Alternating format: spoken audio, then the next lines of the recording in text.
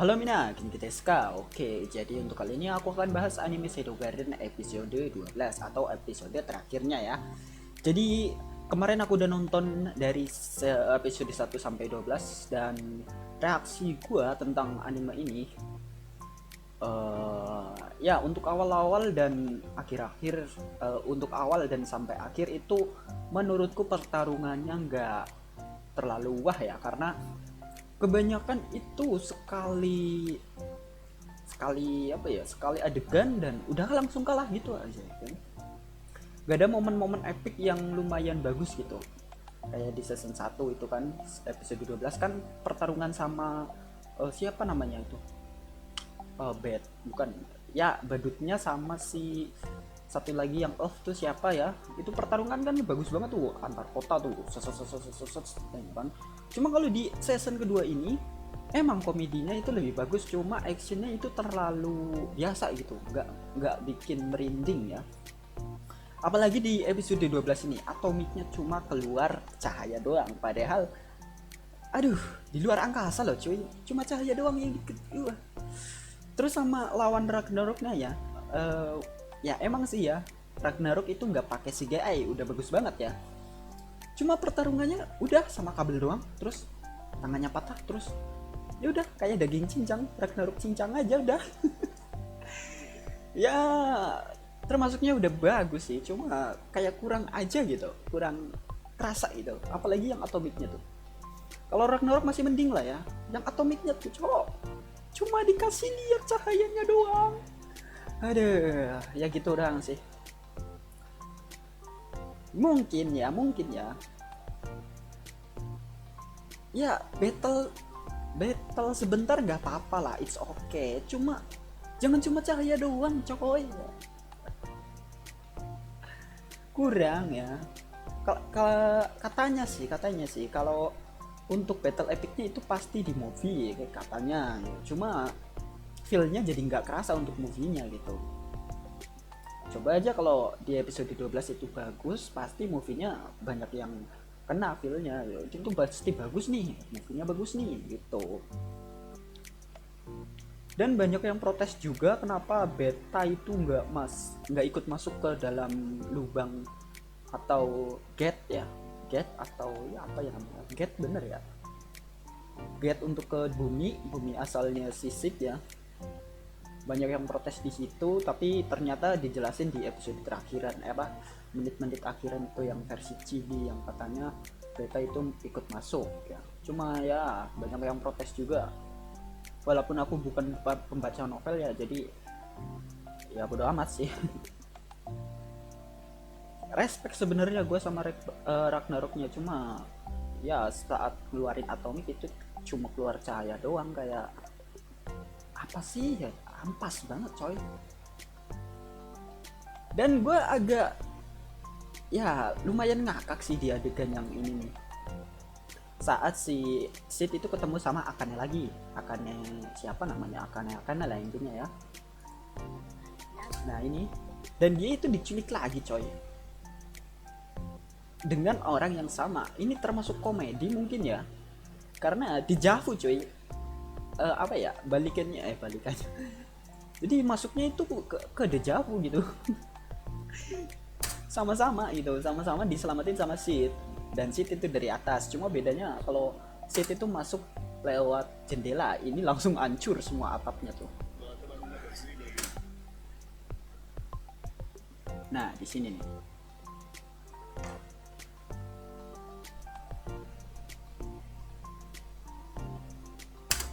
aduh sinyal gue jelek cuy.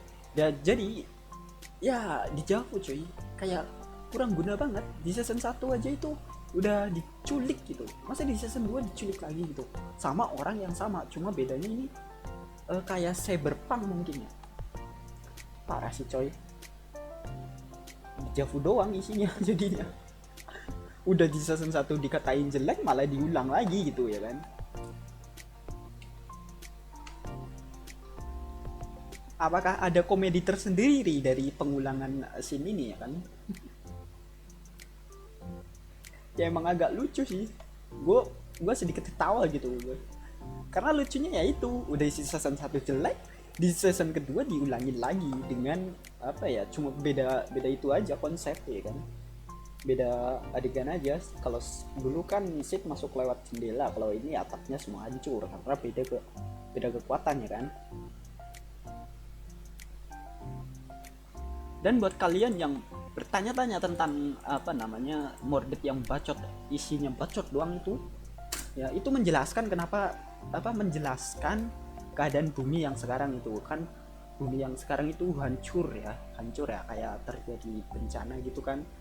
Mungkin itu kejadian sama yang kayak di dunia lainnya, apa isekainya Sid ya, tabrakan sama dunia iblis dan apa ya,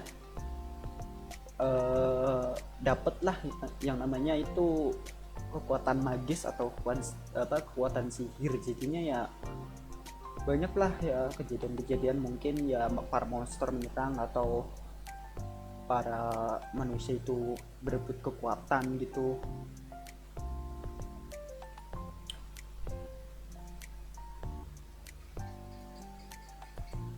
Mordek itu bacotnya itu berguna sebenarnya, cuma kayak scene-nya aja yang jelek gitu. 6 menit apa berapa menit itu, 7 apa 8 gitu, itu bacot doang dari menit ke berapa sebenarnya. Dan setelah ya emang lucu sih ya, emang lucu pas dia itu lagi bacot kejatuhan tangan Ragnarok ya, itu lucu banget coy. Jadi lagi bacot-bacotnya ketiban sama tangannya Ragnarok ya. Dan lucunya lagi dia masih lanjut bacot gitu. Oh ya, dan ada yang mungkin dari kalian ada yang bingung kenapa si Mordek itu masuk ke tangannya Ragnarok malah berubah jadi mutan ya. Jadi itu dia itu minum darahnya Ragnarok ya. Mungkin sih, karena aku juga bukan pembaca novel ya. Mungkin dia itu minum, aduh nanti kena copyright. Jadi mungkin dia itu, nah di sini nih, ini di sini. Mungkin dia itu minum darahnya Ragnarok, makanya dia itu bisa bermutasi apa bermutan gitu, revolusi jadi itu. Tapi lucunya dia itu nggak bisa ngukur kekuatan ya, seperti yang di Sid bilangin ya. Kayak seperti yang di Sid bilang kalau monster aja bisa ngukur kekuatan, ini saking bodohnya mau ngelawan Sid gitu. Ya pas di luar angkasa ya jadi apa ya, boneka mainannya itu sih Sid, anjir melongo lagi pas pas apa Sid lagi apa ya, monolog mungkin lah, apa monolog, kalau monolog kan dalam hati ya, apa ya namanya, intinya lagi ngebacot itu tentang masa lalunya gitu. Sid lagi bacot tentang masa lalunya, emang kayak orang jenius ya, kayak orang jenius gitu ya. Dahulu kala ada seorang itu, padahal dia itu lagi ceritain dirinya sendiri saat ya mencari kekuatan gitulah ya, saat berlatih jadi pengen jadi Fadil bayangan gitu kan, kayak orang jenius emang. Cuma itu sebenarnya omong kosong dari masa lalunya gitu. Dia kan bilang kalau suatu hari atau dahulu kala apa gimana ya, intinya gitulah ya, dia itu lagi nyeritain dirinya sendiri di masa lalu gitu saat mencari kekuatan.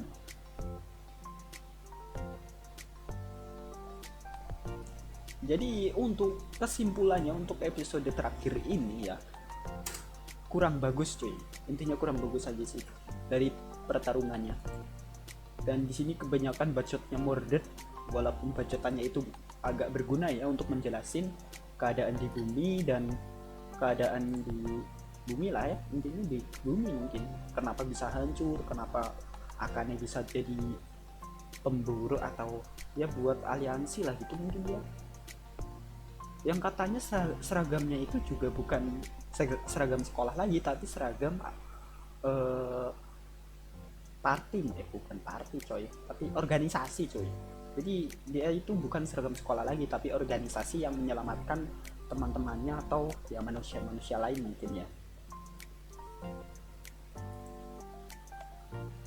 Oke, dan untuk apa yang bagus dari season kedua ini, kalau menurutku itu Moonlight Sonata-nya ya, karena gue juga suka Moonlight Sonata. Moonlight Sonata itu sering banget di play di sini, seperti yang ku jelaskan di video sebelumnya. Kalau Moonlight Sonata itu berkaitan dengan Rose Oriana ini kan, pas banget nih scene-nya.